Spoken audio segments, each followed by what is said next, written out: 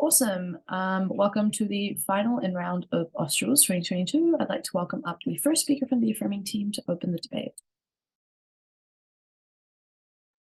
Just confirming I'm audible.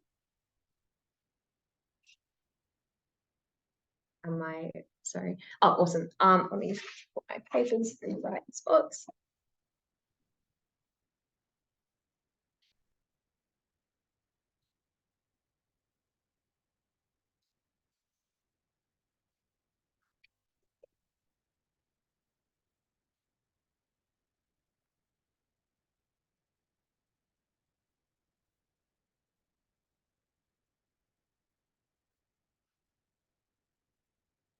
Okay. Starting my speech in 3, 2, 1.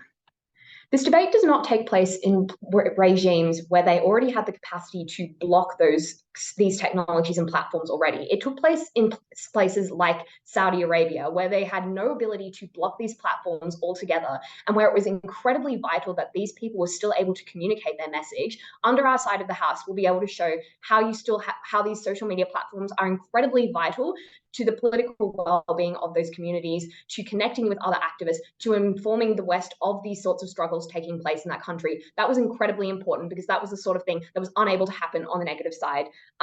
Okay, let's talk about setup first.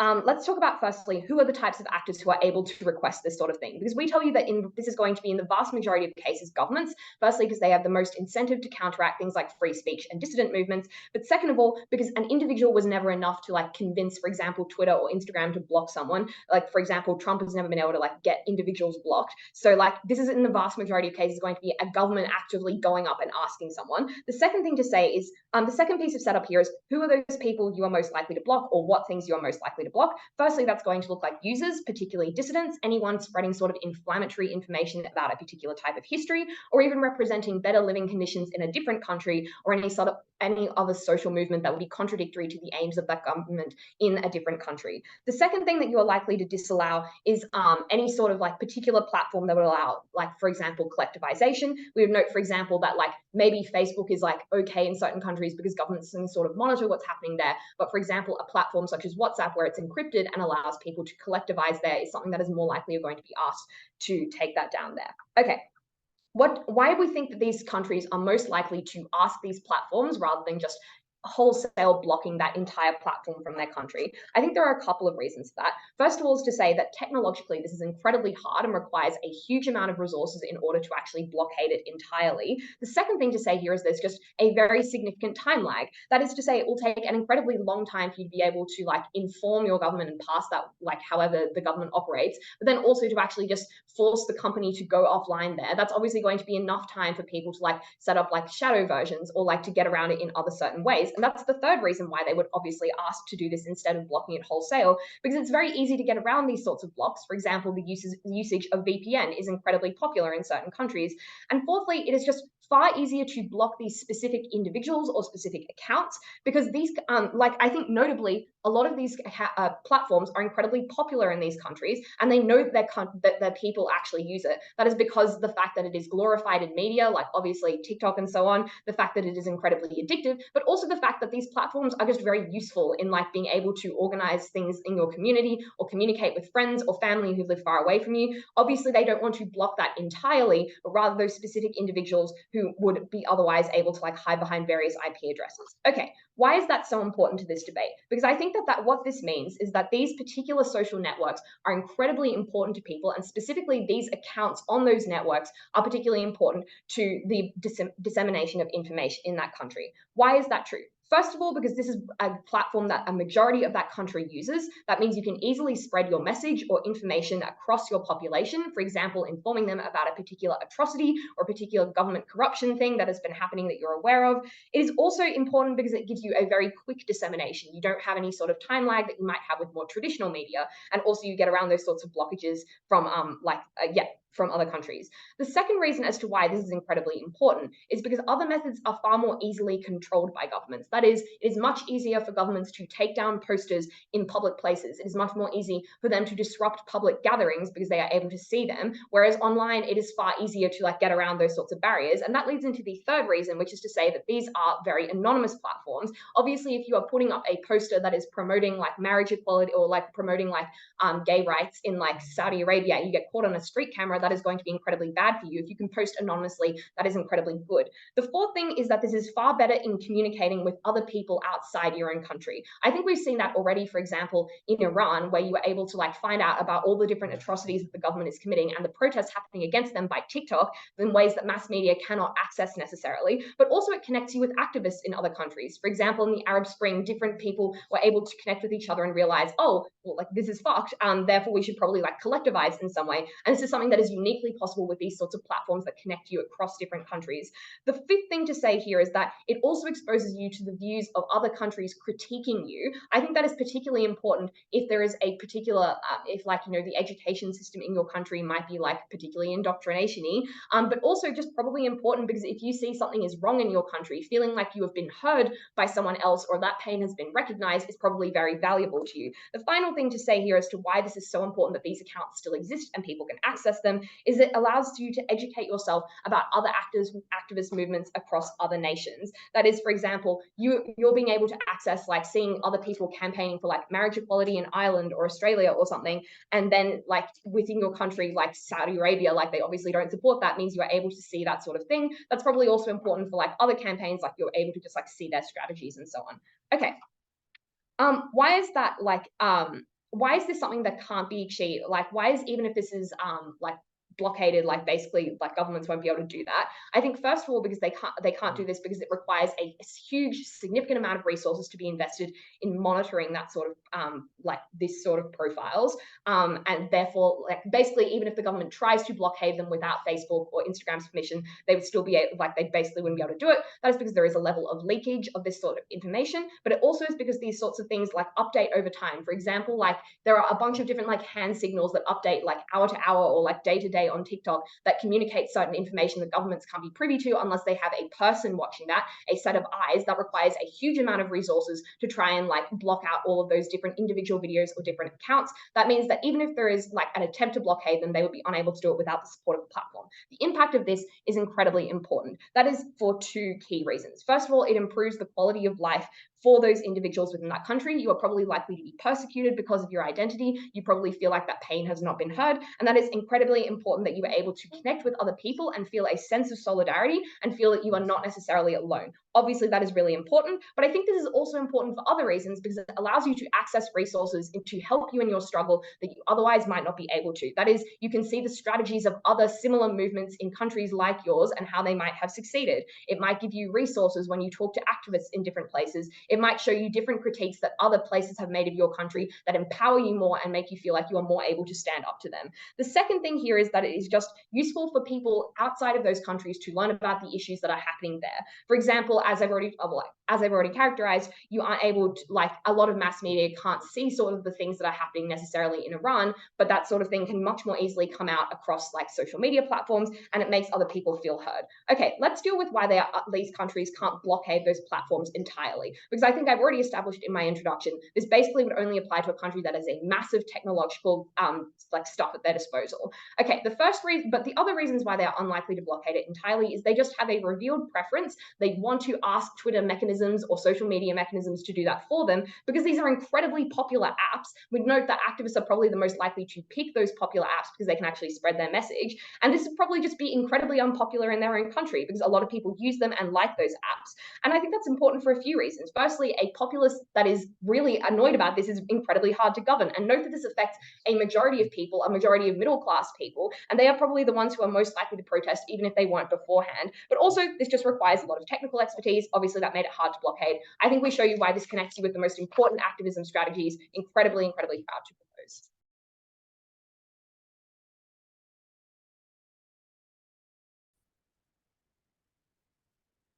Awesome. Thank you very much for that speech. To continue the case for the affirming team, I'd like to welcome up the second affirming speaker.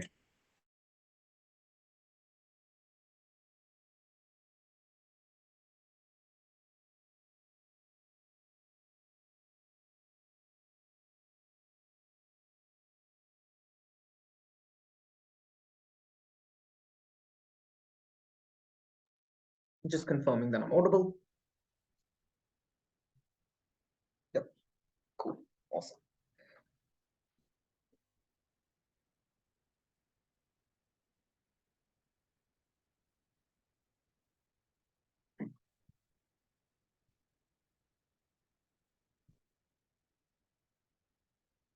I'm going to take this negative team at their best. Let's assume Twitter is entirely a cesspool of misinformation and the entire Western media is unable to do a single thing about it. Why is it we still win this debate? We explain that this is actually incredibly important for, firstly, people within these nations to use it, and secondly, in order to perceive misinformation outside. Their only attempt to beat this over is saying, well, you can have misinformation about these nations themselves. Firstly, clearly we explain that this information often sends towards media organizations who have the greatest amount of incentive to, for example, filter out the bad stuff, which means necessarily in our best case scenario, which is the vast majority of cases, media organizations, formal ones, for example, like CNN or whatever, are able to take information from here and distribute news on it off social media. They're able to discuss these issues in the vast majority of cases in a far more beneficial way, because obviously they're able to filter out whether or not people are actually rebels or whether they actually are holding this information. But importantly, we explain that it probably gives you incentives to investigate those places, to send a journalist towards these areas and put them on the ground and ask them what the conditions in these nations are.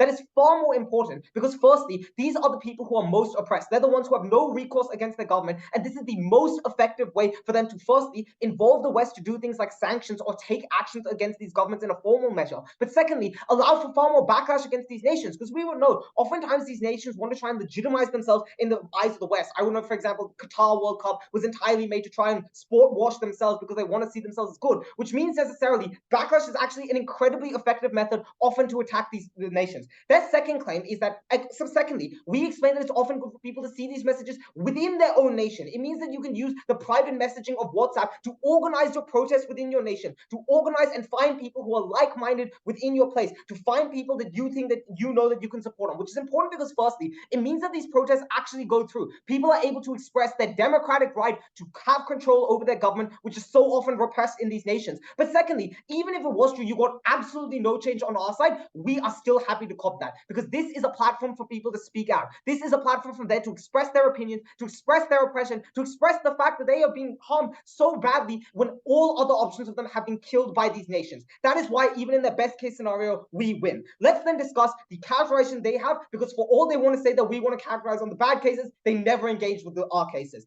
Let's first talk about their weighing. They explain there are a bunch of other methods, like, for example, corporations or individuals. First thing, I would note that obviously you have still things like terms and conditions that necessarily means that people have to meet them. I guess the mechanism as to why this is that, firstly, the motion says that Western operated technology companies, yada, yada, yada, should not get into requests by these things. But obviously, if instead it was a request by your own group or it violated your terms and conditions, that clearly still somewhat comes under this debate, because it's like a valid thing for these people to have, and it's their own opinion, not necessarily the other ones. This also kills their example about Trump, because Trump wasn't kicked off Twitter because like lots of people wanted him kicked off. It was because he violated terms and conditions and was riling up the masses. But secondly, their explanation as to why the mass of people, firstly, I don't know, a really large amount of people voting or wanting one thing sounds pretty bloody democratic to me. I would argue this probably falls under the nature of the debate if it's a large portion of people. Secondly, even if that wasn't true, clearly those people can just ask their democratic like group in charge in order to change it. If this mass was enough of a push, then they would just ask their government, hey, can you fix something? They would fix something. Mitigates so many of their cases. Let's then discuss their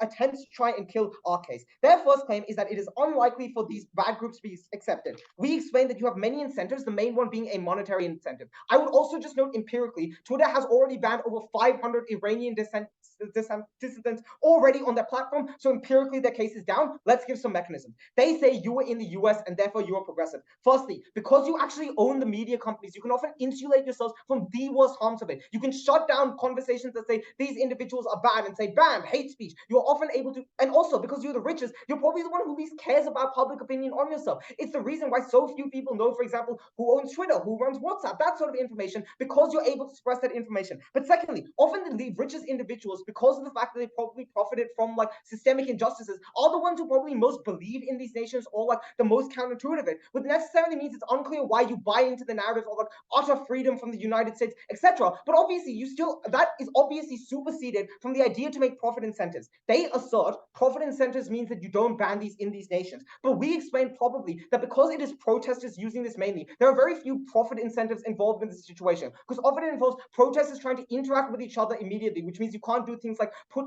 ads on it or monetize this sort of stuff. But also the fact that this is like these protesters are inherently a smaller group, which means the profit incentive of, for example, keeping business with a very large country, or that country necessarily giving you money, because oftentimes it involves huge amounts of payments and transfer of money between hands. That is a far greater profit incentive, which means that these sort of alternatives are probably the ones that are most accepted. But we give you a range of other reasons that explain why it's probably likely. The fact that oftentimes it's very easy to ban these individuals because you can say you are like doing things like rallying the troops or stuff like that. The fact that oftentimes it's just a lot easier to take these things off the platform than try to like deal and negotiate with these other countries. We explain that these people are far more likely to buy into those narratives and therefore not do it. Let's discuss their alternative. I would note that if it was true, and if their argument was true, it is entirely symmetric, because clearly, ignoring that, let's then talk about their other claim about like largely why it's like very good for populations. I would note though, all their mechanisms they want to explain that you are like leftists,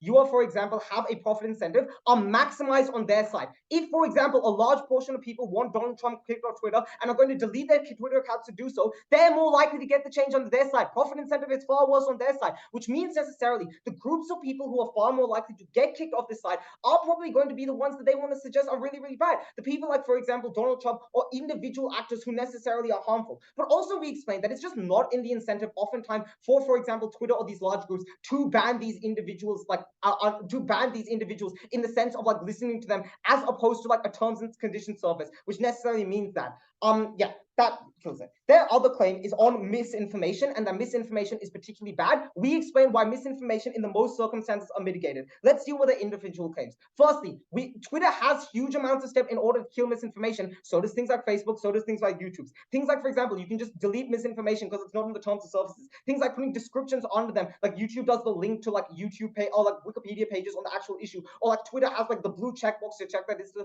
trusted source. Things like, for example, Twitter saying there is like these claims are disputed or stuff like that. And obviously the mechanism here is that the vast majority of people do want to access effective misinformation, for the reason that misinformation is often a strategy used by the minority of the individuals in order to try and gain control of the majority, which necessarily means that in order to maintain profit incentives, Twitter is far more likely to do things like, for example, like they have incentives in order to curb this misinformation. But secondly, clearly if you believe that they are a news site, it's far more effective for them to have the first story that says X individual did X thing, and that be innately trusted and shared thousands of times, rather than to be immediately died by like CNN saying this is a false claim, do not believe this claim inherently, which necessarily suggests they have huge amounts of incentives. But also, it's unclear to me as to who necessarily engages with this misinformation, because oftentimes these sites are ones that put you into your own echo chamber, because those are the groups that, for example, are the ones that you're more likely to get the information that you inherently like, or those are the ones you're more likely to squeeze profit out of. So inherently, the types of people who spread misinformation are the ones who spread it within their own echo chamber, which is why, for example, you have like people on the right constantly repeating the same lies over and over again, because those are the people who hear those lies over and over again, rather than those narratives ever shifting across the spectrum or more people eventually believing it. It's for the reason that misinformation is extremely targeted. Even in their best case scenario, which we either model out by the definition of the topic, or we explain it's just far less important than allowing individuals in developing countries to fight nations, to feel like they're being heard, and to actually get a voice in the democratic system I'm so proud to propose.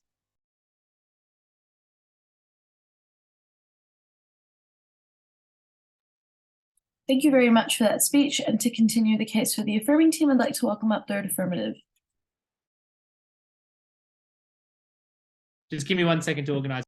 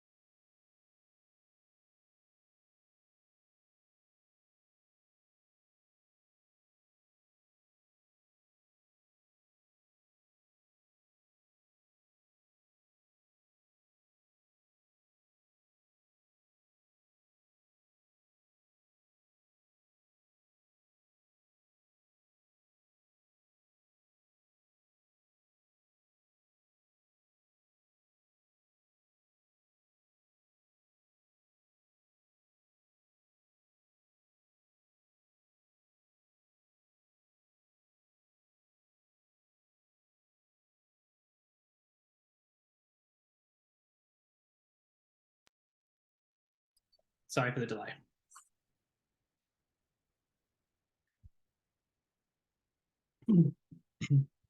Starting my speech in 3, 2, 1. I also spent a lot of time on TikTok and Instagram, and I also have seen lots of videos about women protesting in Iran. But what I've noticed is that many people who comment on these videos, who share them, their accounts often get deleted. Those shares often get deleted, especially if those people are in Iran or in other nations and not the West, but also in the West as well. And what that indicates to you is that social media companies can be crafty. And that process is, I think, called shadow banning. It's where the ban occurs such that the actual user doesn't necessarily realize it, and other people don't necessarily realize it as well. What this indicates to you, though, is that all the mechanisms that they give you about how we take down or deplatform people are utterly symmetric, because things like public pressure and terms and conditions also exist in our side. And what's important to realize is that we do a better job when we force companies not to accept requests from these nations, because we do not give them the choice where they can mess up that choice. And I will prove to you why they are not good at making that choice now. 3 things in this speech. Firstly, do companies make good decisions or not? Secondly, all of this question about information. And finally, do these non-democratic countries make good requests? And to the extent that they do, how important even is that? Under this first theme, we basically hear 2 broad pushes. The first is that these companies are inherently good, like social media companies are inherently good, and therefore they will always act in an appropriate way. I think the obvious response there is that no, they aren't. They've been called in front of US Senate committees multiple times. Literally, Facebook began as a guy at Harvard who wanted to create an app where they could rank women. Like, these companies are not inherently good. That is not a mechanism they can stand on. The next mechanism that they turn to is one of accountability. I have a few responses. And these are the reasons why they are not accountable, already given prior, and I'm reiterating. Firstly, these companies are profit-driven, and what that means is that they want the country that is making the request on their side because they want the market in that country. The second thing to note is that the country itself can exert some level of pressure on them. That is to say, and this is an example, right? Nigeria has cut power lines to specific areas where they do not want people in those areas to access Facebook at a specific time because of certain posts about the Nigerian government on Facebook at that time, right? Now, what's important to understand is that this is only a short-term harm to the company, right? Because they might still retain that market in the long term. But it demonstrates why companies in the status quo are willing to kowtow to, these countries, whereas in a world where they automatically reject countries, they will not do so, and they will just cop any market loss because they have to. The third level of response here is about free speech, because they want to talk to you about how all these companies favor free speech. The first thing I'd note is that that's not always done in a good way. Consider Elon Musk re-platforming a bunch of problematic individuals, but also discussions on social media can be hard. Discussions about this free speech and about what should be taken down is actually a harmful process, and that is because it delays collectivization.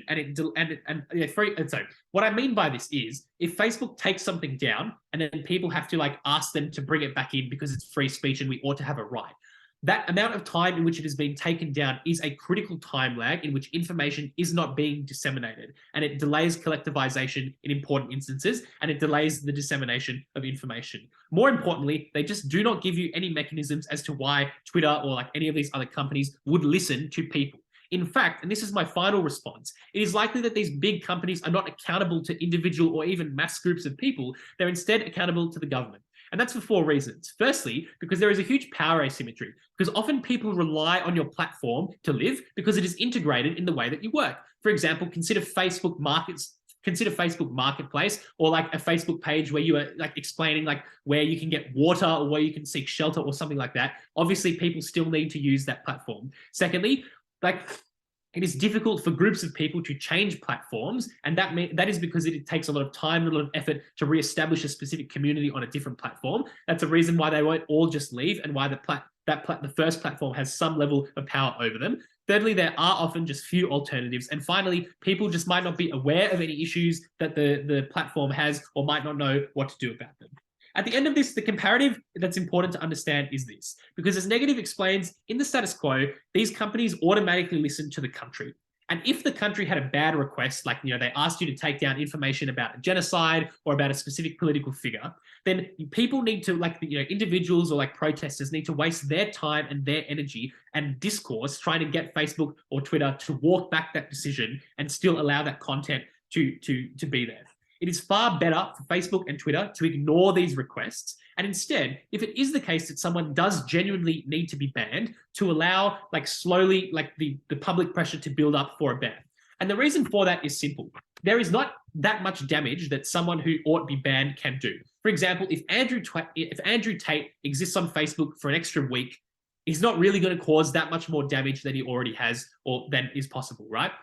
But the alternative is that if someone, if there is information that needs to be disseminated about critical water shortages or power outages that the government doesn't want you to know about viruses spreading, that the government doesn't want you to know about, or even just about revolution or protest, even a week of that information not being out there is enough to squash any protest, is enough to mean that not enough people turn up to a rally, and that is something that opposition does not contend with. The second thing was about misinformation. A few things to note here. The first thing to say is that social media already has a policy to call out misinformation as it exists on the website. You have those little banners on Facebook and Instagram. Note that even in the West, they don't listen to governments to take down this information, and that's because of a fear of backlash that is very genuine. That leads to my second response, which is that it is not a good idea to combat misinformation by simply taking it down as negative on a claim. And that is because it is still likely that people will see it in some capacity. And what that means is people don't stop believing the misinformation. It can spread, for example, through word of mouth, but they do believe that there is a conspiracy to stop them finding out proper information. Consider how people thought that the Chinese created the coronavirus, etc., etc. What's important is that even when misinformation isn't removed by a policy, it is still called out by other users on a platform. For instance, people regularly stitch videos where they call out a fake video and do things like that. Next thing to note here is that the negative stands for the discretion of the company. As I proved to you in my first theme, and they give you no mechanisms as for why a company would make these good choices. We explain why companies wouldn't make good choices, but even if they did make a good choice, it is not as harmful as if they just did the alternative and then public scrutiny and backlash had to accumulate slowly. In the negative's best case, companies ban a user only in Iran and not in the West, right? And so we see it, but other Iranians don't. What that means is that it takes the knees out of any movements or political protests in Iran. That is something that we cannot identify in the West, as I explained in my introduction, and that is a harm that opposition needs to contend to in this debate. In the worst case, a company bans that content everywhere, and in that instance, we are more able in the West and globally to call that out. That is a benefit for us. Final theme then is, do non-democratic countries make good requests anyway? The first thing to note is that they never gave any good examples of what a good request might be, and it is too late at third negative to do that. But even if they do, you should believe that terms and conditions of these countries or broadly public pressure means that these decisions could otherwise be made by the company anyway. As I mentioned before, the comparative here is to it is better to leave someone on and ban them a week later than to remove things immediately and force people to justify why they ought to be there. That is the comparative that third neg and neg reply needs to deal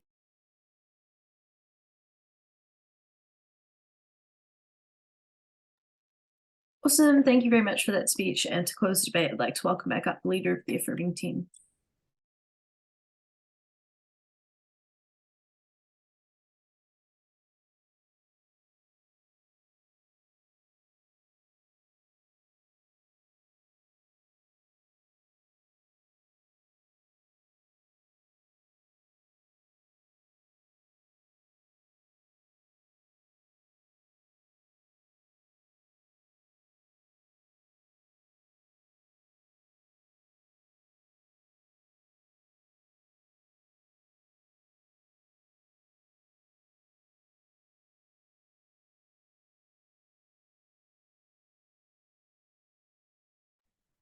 I am very sorry about taking so much time.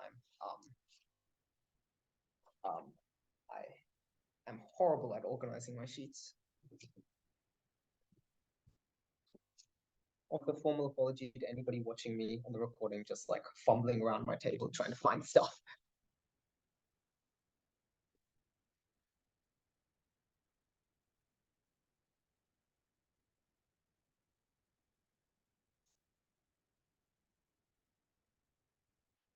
My first question in this speech is, does their model actually solve the issue that they push? Because somewhat unfortunately, the examples they bring up of Jordan Peterson and Joe Rogan are obviously not banned. So it's kind of unclear as to what sets of people necessarily they want to impact. We give you 3 mechanisms that explain why their model doesn't actually fix anything, and therefore their win condition is gone. Firstly, we explain that you never actually want to because of mechanisms like echo chambers, the majority of these people, in terms of the misinformation that they spread, are within their own groups, and that's necessarily the groups that have the greatest public perception of them, which means even if other people necessarily want to ban it, they never firstly consume the misinformation these groups say, but secondly, internal perceptions of those echo chambers means you maintain that thing. Secondly, clearly Twitter has somewhat perverse incentives to ban these individuals because they make a fair amount of money for the platform, which therefore means it is unclear as to why they would do it on their side and why they don't do it on the status quo. But finally, if the majority of people necessarily want it like they claim, if there are huge democratic incentives to do it, we give multiple ways in which you're able to do it. We explain, like, for example, you can ask your democratically elected government to do that, but also just profit incentives mean that necessarily Twitter is likely to take it down because they don't want people leaving their platform. Their only rebuttal to this is that you have subjective interpretations of terms and conditions, but clearly if they're subjective, that means that Twitter can exercise their discretion and ban people whenever they want. So let's then talk about the second claim as to necessarily what sort of authoritarian regimes we are talking about and who gets banned, because opposition never can muster up a single response to this context that we explained, that these groups are used internally within nations to allow people to collectivize, to allow for you to disseminate where, for example, you're having protests or what information, like, for example, your government is having crackdowns in these areas, so avoid these types of streets. And that was an insane harm they could never deal with. We explain 2 things, but our main strength lies in the responses to what they say. We explain firstly that you likely get a large amount of money, and importantly, this money is more important to a corporation than, for example, ideological benefits, for the reason they're a corporation, not an activist group. Secondly, a comparative is you might get somewhat fully banned, like we explained on Ollie. For example, Nigeria might cut off their things and prevent you from accessing Twitter, or the governments might be able to shut them down.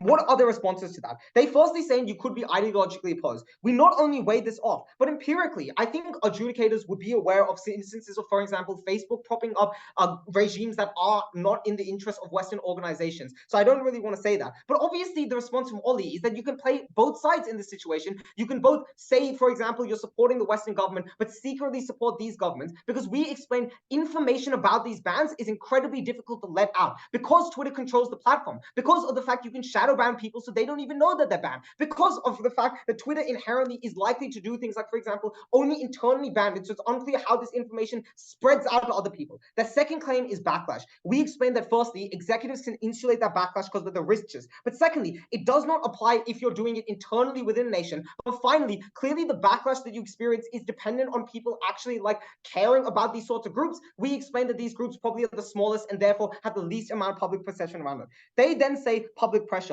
But we explain that these are, again, it's harder for public pressure to actually, as Ollie explains, it's harder for public pressure to overturn a bad ban than it is to push a ban forward, because overturning means Twitter has to renege on their decision. So impact-wise, even if it is true on their side, Andrew Tate can spend 1 week more of misinformation. On our side, 1 week less of, for example, updates on where the next food drop is, updates on where the government is having crackdowns that could save lives, literally. Their only response at third negative is that perhaps the West might push you or bribe you alternatively. But obviously the mechanisms they give to oppose it, like, for example, public backlash, apply far more to Western nations than they do for other nations. Finally, on weighing, unfortunately, they can never deal in terms of severity of impacts, because even if it is true, they somehow get Andrew Tate down. We explain that while you're in the most developed areas, you have access to the most amount of information and therefore can insulate yourself. You have access to things that tell you that this misinformation is false, and there are no other alternatives for peoples in these nations. We explain that this is the only chance for them to get their voice out to the nation, other nations, but also so they can keep it to themselves. Thank you so much. I love you, UNSW.